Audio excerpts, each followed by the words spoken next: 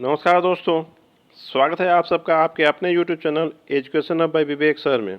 ये हमारा environment studies यानी पर्यावरण अध्ययन का 19वां भाग है। उस 19वें भाग में भी 19th पार्ट में भी हम 20 क्वेश्चन देखेंगे। पहला क्वेश्चन है, ozone hole is detected in the atmosphere, where is it located. वायुमंडल में ओजोन छिद्र पाया गया है, वह कहाँ है? तो इसका करेक्ट ऑप्शन है ऑप्शन नंबर ए, एबव अंटार्कटिका।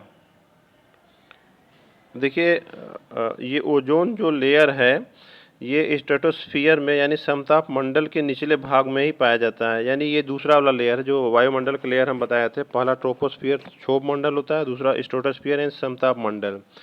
इसके निचले भाग में ओजोन लेयर पाया जाता है और ये अप्रॉक्स ये जो पृथ्वी से 20 से 30 किलोमीटर के ऊपर है और इसकी जो मोटाई होती है वो पूरे पृथ्वी पे जगह जगह जियोग्राफिकली अलग अलग होती है, एक समान नहीं है।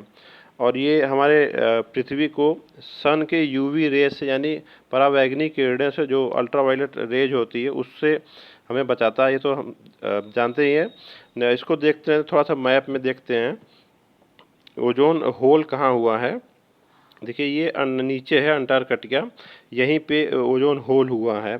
और ऑप्शन था बहुत सा और अदर ऑप्शन था, जैसे ऑस्ट्रेलिया है, इंडिया है, आर्कटिक ओशन है, तो वो यहाँ पे है। वो यहाँ पे इन तीनों जगहों पे नहीं हुआ है। इस क्वेश्चन को देखिए एक तरह से और भी पूछा जा सकता है, जैसे ओजोन होल कहाँ हुआ है। ऑप्शन में अंटार्कटिका न दे के साउथ पोल, नॉर्थ पोल और अलग अलग ऑप्शन दे सकता है। तो साउथ पोल यानी दक्षिणी ध्रुव पे ये होल हुआ है ओजोन में, ये ऑप्शन सही होगा उस केस में। Next question is, the plane of the contact of the troposphere and stratosphere is known as. क्षोभ मंडल और समताप मंडल के बीच के भाग जहां दोनों मिलते हैं क्या कहलाता है? इसका करेक्ट ऑप्शन है option number A, tropopause. Next question है, टेम्परेट लोज आर समशीतोष्ण निम्न कहलाता है। इसका करेक्ट ऑप्शन है option number D, sub polar low pressure belt, यानी उपध्रुवीय कम दबाव क्षेत्र जो है बेल्ट है उसको बोलते हैं। Next question is, the monsoon has well developed cycle in the atmosphere by the action of in which region. पर्यावरण में मानसून का विकास चक्र जो अच्छा विकास चक्र चलाता है वो क्रिया किस क्षेत्र में होती है? तो इसका करेक्ट ऑप्शन है option number A, south and south east Asia, यानी दक्षिण और दक्षिण पूर्व एशिया में।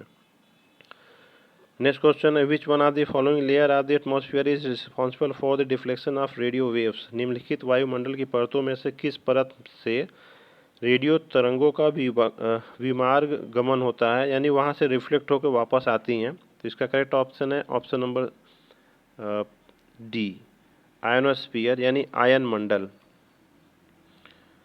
नेक्स्ट क्वेश्चन है, ह्यूरिकेन्स यानी तूफान के बारे में पूछ रहा है, are not as large as tornado. ये सही नहीं है, वो टोर्नेडो जो होता है बवंडर इसके बराबर होती है, उससे बड़ी भी होती हैं।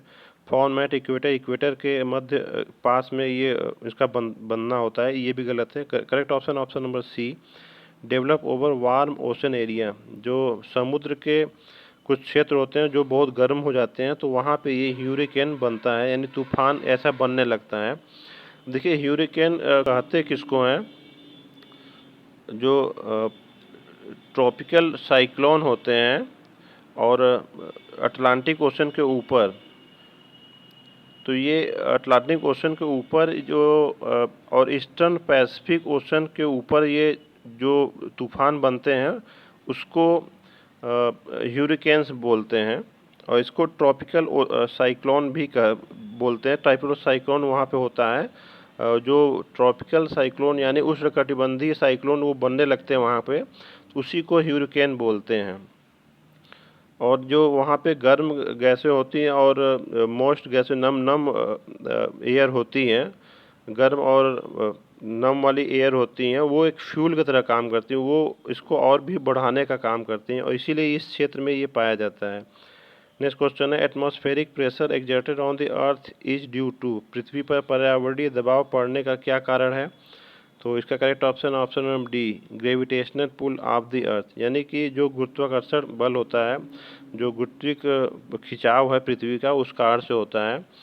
देखिए जो पृथ्वी पर एयर है उसका अपना वेट है, जो वायुमंडल उसका अपना वेट है, और जब ये चलती है पास होती है यहाँ से वहाँ तो ऑटोमेटिक और भी चीज़ों से टच होती हैं। तो जब टच होती हैं तो वो जो प्रेशर क्रिएट करता है उसको ही एटमॉस्फेरिक प्रेशर बोलते हैं या फिर एयर प्रेशर बोलते हैं। Next question, in which layer of the atmosphere temperature increases dramatically. वायुमंडल की किस परत में तापमान अत्यधिक तेजी से बढ़ता है? तो इसका करेक्ट ऑप्शन है ऑप्शन नंबर बी, आयोनोस्फीयर। देखिए आयोनोस्फीयर या आयन मंडल क्या है? जो हमारा बाह्य मंडल होता है उसके निचले परत को आयन मंडल बोलते हैं। और ये आयन मंडल का तापमान इतना ज़्यादा क्यों होता है? जो सोलर और कॉस्मिक रेडिएशन होता है उस कारण से ये उसका तापमान बहुत ज़्यादा तेज़ी से बढ़ता है, क्योंकि इस एरिया में इलेक्ट्रॉन्स और आयन भी विद्यमान होते हैं। वो बहुत बड़ा रोल प्ले करते हैं इसके टेम्परेचर को बहुत ज़्यादा बढ़ने में। Next question is, the chemically inactive gas present in the atmosphere is. वायुमंडल में उपस्थित गैस जो रासायनिक रूप से निष्क्रिय होती है वो करेक्ट ऑप्शन है ऑप्शन नंबर बी, ऑर्गन। देखिए और भी गैसेस होती हैं जो केमिकली इनएक्टिव होती हैं, जैसे है नियॉन है, क्रिप्टॉन है, जियॉन है और रेडॉन है। अगर ये सब ऑप्शन में रहेगा तो वो करेक्ट ऑप्शन वही होगा। फिलहाल ये करेक्ट ऑप्शन बी है, organ. Next question is, the dense mass of small water drops on the smoke particles in the lower level of the atmosphere is. वायुमंडल के निचले स्तर पर धूम्र कणों पर पानी की छोटी बूंदों के जमा हो जाने से क्या होता है? तो इसका करेक्ट ऑप्शन है ऑप्शन नंबर बी, धुंध बनने लगता है यानी स्मोक बनता है। ये एक प्रकार का एयर पोल्यूशन है यानी वायु प्रदूषण है, और ये स्मोक दो शब्दों से मिलकर बना है, smoke plus fog. Next question है, in the northern hemisphere wind blowing from the hot latitude to the doldrums is called. उत्तरी गोलार्ध में वायु का अश्वस्थान से निर्वात मंडल की ओर बहना क्या कहलाता है? इसका करेक्ट ऑप्शन है option number A, trade wind. Next question है, which are the following layer of the earth atmosphere provide ideal flying condition for jet aircraft. वायुमंडल की कौन सी परत जेट विमानों को उड़ने के लिए आदर्श स्थिति प्रदान करते हैं? इसका correct option option number D, stratosphere यानी समताप मंडल। देखिए मैंने इसके पहले की वीडियो में मैंने बताया था कि जो हमारे वायुयान है, एरोप्लेन वगैरह उड़ते हैं वो सबसे निचले परत में उड़ते हैं जो उसको ट्रोपोस्फियर बोलते हैं, क्षोभ मंडल। लेकिन यहाँ पे देखिए जेट एयरक्राफ्ट की बात हो रही है, तो जेट एयरक्राफ्ट वायु जो एरोप्लेन होते हैं उससे ऊपर ही उड़ते हैं। और प्लस यहाँ पे आदर्श स्थिति की बात हो रही है, किसमें सबसे अच्छा होता है वो। तो आदर्श स्थिति स्ट्रेटोस्फियर में होती है। उसके कुछ कारण हैं, उस कारणों को थोड़ा जान लेते हैं। क्योंकि देखिए स्ट्रेटोस्फियर में यानी समताप मंडल के निचले भाग में ही ओजोन लेयर होता है। इस लेयर के कारण यानी ओजोन गैस के कारण ही इसका फ्यूल कंजम्पशन कम हो जाता है, यानी कि ईंधन की खपत कम होती है। साथ ही साथ इस स्ट्रेटोस्फियर में जो जैसा कि नाम से आप देख सक रहे हैं समताप मंडल है, उसका टेम्परेचर कांस्टेंट होता है, बहुत ज़्यादा घटता बढ़ता नहीं उसका टेम्परेचर, जिसके कारण जो जेट एयरक्राफ्ट की इंजन की इफ़िशियंसी है वो फुल इफ़िशियंसी में काम कर सकता है। और एक और कारण होता है जो फायरिंग रेंज से बाहर हो जाता है। इतनी ऊंचाई पे अगर स्ट्रेटोस्फियर में चला जाएगा तो एंटी एयरक्राफ्ट गन से जो फायर करके उसको गिराते हैं उसकी रेंज से वो बाहर चला जाता है। नेक्स्ट क्वेश्चन है, at which height the gaseous surroundings has covered the earth atmosphere. पृथ्वी के वायुमंडल में गैसीय परिवेश कितनी ऊंचाई तक है? इसका correct option option number D है, 300 किलोमीटर। देखिए 300 किलोमीटर, वैसे देखा जाए तो वायुमंडल जो लेयर है 5 वो 600 किलोमीटर तक है। लेकिन जैसे जैसे हम ऊपर जाते हैं तो गैसों की डेंसिटी जो है घनत्व कम होता जाता है, और 300 किलोमीटर के ऊपर बहुत ज़्यादा कम हो जाता है, इसलिए 300 किलोमीटर ही इसको मानते हैं कि गैसीय परिवेश है। नेक्स्ट क्वेश्चन है आपका, a layer of atmosphere which is composed partly electrons and positive ions is called. वायुमंडल की कौन सी परत आंशिक रूप से इलेक्ट्रॉन और धनात्मक आयन से बनी है? यही मैंने अभी बताया था, इसी कारण से इसका टेम्परेचर बहुत ज़्यादा हो जाता है। तो आप समझ गए होंगे correct option option number B, ionosphere यानी आयन मंडल। ये आयन मंडल जो हमारा बाह्य मंडल है एक्सोस्फीयर, उसके निचले भाग को कहते हैं, अभी मैंने बताया ही है। नेक्स्ट क्वेश्चन है, which of the following is produced by the rapid ascent of most air. निम्नलिखित में से कौन आर्द्र वायु के त्वरित वृद्धि के परिणाम स्वरूप होता है? तो इसका करेक्ट ऑप्शन है ऑप्शन नंबर सी, हेल यानी ओला पड़ता है।